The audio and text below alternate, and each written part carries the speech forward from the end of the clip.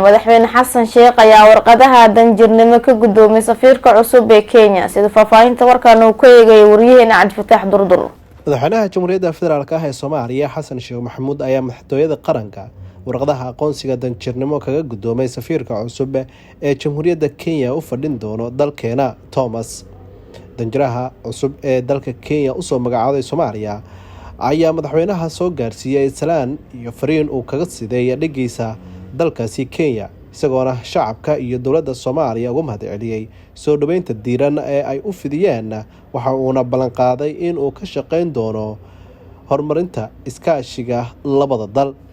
dhankiisa madaxweynaha jamhuuriyadda federaalka ah ee Soomaaliya ayaa tilmaamay ahmiyadda ay dowladda Soomaaliya siinayso hagaajinta xiriirka diblomaasiyadeed, siyaasadeed, dhaqaale, bulsho iyo ganacsi ee dalalka gobolka taas oo ku saleysan dheef wadaag iyo iskaashi wadajir ah oo ku aadan xoojinta amniga, xasiloonida iyo la dagaalanka al-shabaab.